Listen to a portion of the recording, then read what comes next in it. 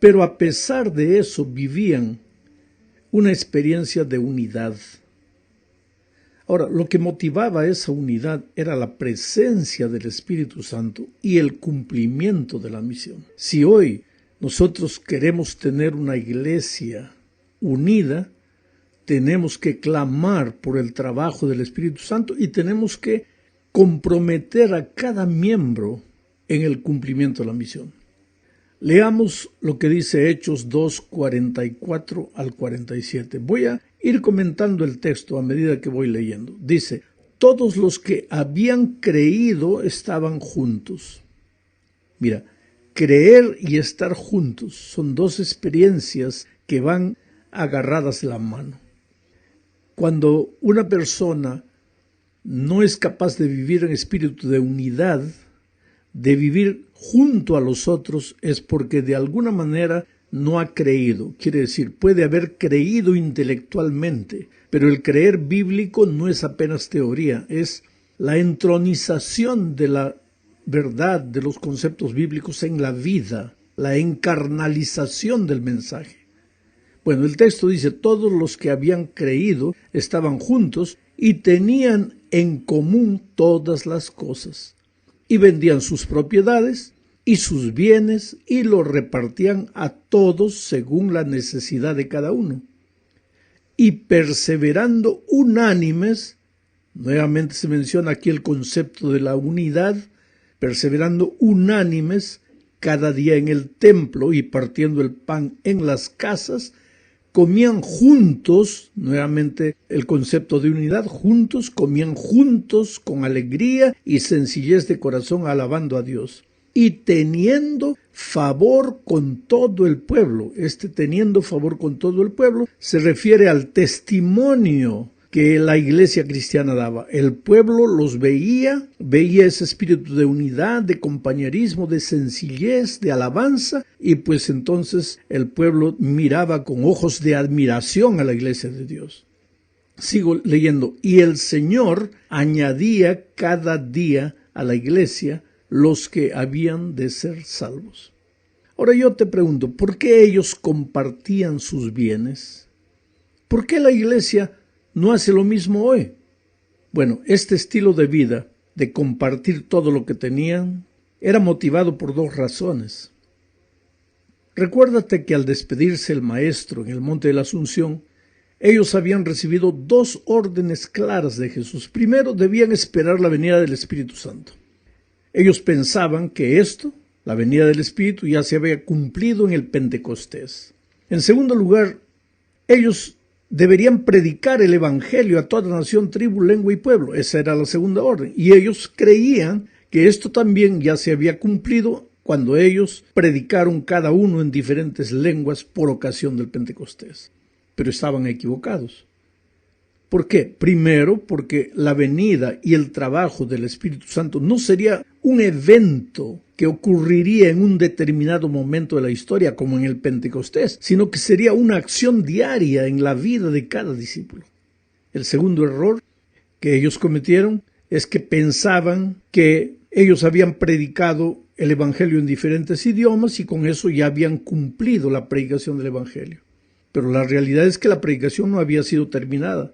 Había sido terminada en Jerusalén y que con relación al resto de la tierra. Solo que esta mala interpretación de la venida del Espíritu Santo y del cumplimiento de la misión, pues los llevó a creer que Jesús vendría en cualquier momento en sus días. Y siendo así, entonces, ¿para qué preocuparse con el futuro? Por eso todos estaban juntos, dice el texto, y tenían en común todas las cosas y vendían sus propiedades y sus bienes y los repartían a todos según la necesidad de cada uno. Porque ellos pensaban que no había motivo más para tener propiedad particular, ya que Jesús estaba volviendo en esos días. Sin embargo, querido, hay cosas que debemos aprender del estilo de vida de estos primeros cristianos. No precisamente el hecho de vivir todos juntos compartiendo todo. Eso, como lo veremos más adelante en la historia, les creó problemas a ellos mismos, porque, como ya dije, no eran angelitos. Y en poco tiempo empezaron a aparecer aquellos que querían aprovecharse de lo que los otros tenían sin trabajar. Y claro que los que trabajaban no podían aceptar eso. Pero bueno, a despecho de todo, me impresiona lo que dice: y perseverando unánimes cada día en el templo, y partiendo el pan en las casas, comían juntos con alegría y sencillez de corazón, alabando a Dios y teniendo favor con todo el pueblo. Y el Señor cada día añadía a la iglesia los que habían de ser salvos. Dos cosas: a pesar de los conflictos humanos, ellos eran hombres y mujeres sinceros que oraban. Y cuando la iglesia de Dios ora, pues suceden cosas maravillosas. Segundo, a pesar de sus diferencias humanas, ellos vivían en unidad y su testimonio era tan poderoso que el Señor añadía cada día a los que iban a ser salvos. Quiere decir, la multiplicación de los miembros en esos días no era el resultado apenas de las estrategias humanas, sino de la manera de vivir. Era el Señor que añadía los miembros. Hablemos ahora del milagro operado por Pedro y Juan. Esta es la segunda parte. La historia de este milagro está registrada en Hechos capítulo 3. ¿Sabes? Los capítulos 3 y 4 enfatizan el nombre de Jesús. En estos dos capítulos se menciona 7 veces la expresión en el nombre de Jesús. Es que los discípulos, los primeros cristianos, vivían para enaltecer el nombre de Jesús. Nadie buscaba su propia gloria. Jesús, Jesús, Jesús era el centro de todo. Ahora, esta semana en realidad no vamos a destacar el milagro relatado en el capítulo 3, sino el sermón que Pedro predicó después de realizar el milagro. Este es el segundo sermón de Pedro. El primero fue predicado por ocasión del Pentecostés. El milagro del capítulo 3, la curación de un paralítico, tiene detalles interesantes, como aquella frase famosa que Pedro le dijo al paralítico: no tengo oro ni plata, pero lo que tengo te doy, en el nombre de Jesucristo te digo, levántate y anda. ¿Sabes? Se dice que Tomás de Aquino fue un día a visitar Roma. Mientras observaban los fastuosos tesoros, el líder religioso le dijo: ¿sabes, Tomás? Hoy no podemos decir como Pedro dijo, no tengo oro ni plata, porque sí tenemos. Y Aquino replicó: sí, Señor, pero tampoco hoy podemos decir, en nombre de Jesucristo, levántate y anda. Ahora, sabes que esta es la realidad de cualquier iglesia hoy. Tenemos bienes materiales, pero hemos perdido el poder que viene del Espíritu. Pero en fin, como dije, vamos a analizar el sermón de Pedro. Está registrado en Hechos capítulo 3, versículos 12 al 26. Hay por lo menos 6 puntos que debemos destacar en este sermón. Primero, fue un sermón bíblico. Pedro citó Deuteronomio 18:15, que dice: profeta de en medio de ti, de tus hermanos, como yo, te levantará Jehová tu Dios, a él oiréis. Ahora, en este sermón Pedro toma este texto, lo aplica a Jesús y lo relaciona con el rechazo del pueblo de Israel a Jesucristo. O sea, Pedro comienza su mensaje con este texto bíblico. El mensaje todo es desarrollado en torno de este texto bíblico. Segundo, en este sermón de Pedro vemos que Pedro levanta al Jesús sufriente. El versículo 18 dice: pero Dios ha cumplido así lo que había antes anunciado por boca de todos sus profetas, que su Cristo había de padecer. Pedro predica al Cristo sufriente. En tercer lugar, Pedro habla de la resurrección de Cristo, porque no todo fue sufrimiento y muerte. El versículo 15 dice: y matasteis al autor de la vida, a quien Dios ha resucitado de los muertos. Ha resucitado de los muertos, de lo cual nosotros somos testigos. Pedro habla no solo del sufrimiento, sino de la resurrección de Cristo. En cuarto lugar, Pedro presenta a Jesús exaltado. Versículo 13 dice: el Dios de Abraham, de Isaac y de Jacob, el Dios de nuestros padres, ha glorificado, ha exaltado a su Hijo Jesús. En quinto lugar, Pedro menciona la segunda venida de Cristo. El versículo 20 dice: y él, refiriéndose al Padre, envíe a Jesucristo, que os fue antes anunciado. Y en sexto lugar, habla del arrepentimiento. Versículo 19 dice, así que arrepentíos y convertíos para que sean borrados vuestros pecados, para que vengan de la presencia del Señor tiempos de refrigerio. Sabes, mi hermano querido, este es un modelo de sermón bíblico. El principio, el medio y el final del mensaje es Cristo. Jesús muerto por nuestros pecados, Jesús resucitado, Jesús glorificado y Jesús pronto a regresar. Y finalmente termina con un llamado al arrepentimiento. Ningún mensaje debe terminar sin un llamado. Todo esto es algo que los predicadores necesitamos siempre recordar. No digo aprender, porque lo sabemos. Necesitamos recordar cada vez que hacemos un sermón, ¿dónde está Jesucristo? La sierva del Señor dice al respecto en Obreros Evangélicos, página 164, lo siguiente. Los adventistas del séptimo día deberían destacarse entre todos los que profesan ser cristianos en cuanto, los adventistas del séptimo día deberían destacarse entre todos los que profesan ser cristianos en cuanto a levantar a Cristo ante el mundo. O sea, de todas las iglesias que se dicen cristianas, la iglesia adventista debería destacarse en levantar a Jesús ante el mundo.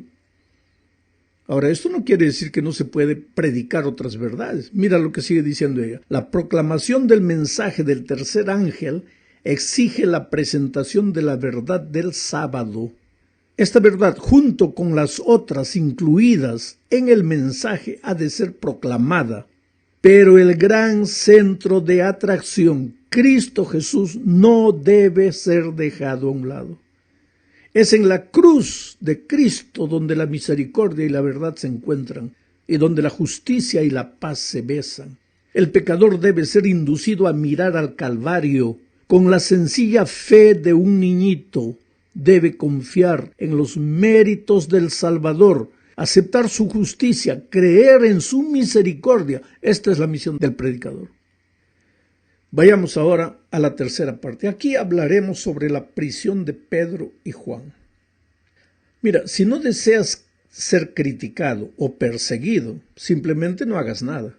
La iglesia de Dios en esos días estaba formada por un puñado de hombres y mujeres unidos y comprometidos con la misión y llenos del Espíritu Santo. Así llenos del Espíritu, pues hacían maravillas, y esto despertó la oposición de quienes ostentaban el poder. Si lees el capítulo 4 de Hechos, verás que los líderes judíos de aquellos días mandaron prender a Pedro y Juan, no por causa del milagro, sino del sermón que Pedro había predicado. El milagro era solo un pretexto. Explico. En aquellos tiempos, los líderes judíos eran mayormente saduceos. Los saduceos no aceptaban la resurrección, y como el centro del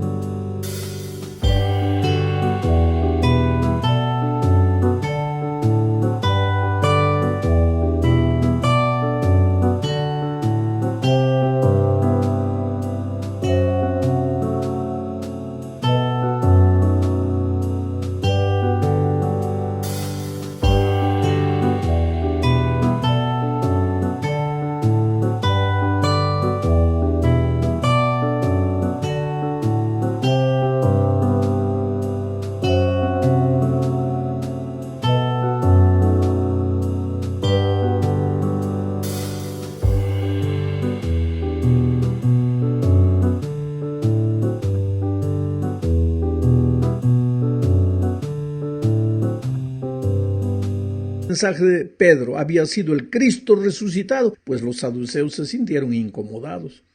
Los saduceos eran religiosos, aristócratas, ricos y mantenían posiciones de poder. Por ejemplo, el sumo sacerdote era saduceo. Ellos ocupaban la mayoría de los 70 lugares del concilio gobernante llamado el Sanedrín. Bueno, estos saduceos prendieron aquel día a Pedro y Juan, los encarcelaron y al siguiente los llevaron al concilio para acusarlos. El relato dice en Hechos 4, 7 al 12, lo que voy a leer. Y poniéndoles en medio les preguntaron, ¿con qué potestad o en qué nombre habéis hecho vosotros esto? Entonces Pedro, lleno del Espíritu Santo, les dijo: gobernantes del pueblo y ancianos de Israel, puesto que hoy se nos interroga acerca del beneficio hecho a un hombre enfermo, de qué manera éste haya sido sanado, sea notorio a todos vosotros y a todo el pueblo de Israel que en el nombre de Jesucristo de Nazaret, a quien vosotros crucificasteis y a quien Dios resucitó de los muertos, por él este hombre está en vuestra presencia sano. Qué coraje de Pedro, qué valentía, ¿sabes? Decir en el nombre de Jesucristo. Fue en esta ocasión que Pedro dijo: es menester obedecer a Dios antes que a los hombres, cuando los líderes religiosos le dijeron: bueno, sal de aquí, pero no andes hablando de Jesús. Y Pedro dijo: no, Señor, yo les obedezco a ustedes, pero si lo que ustedes me piden está contra lo que Dios me pide, voy a obedecer primero a Dios.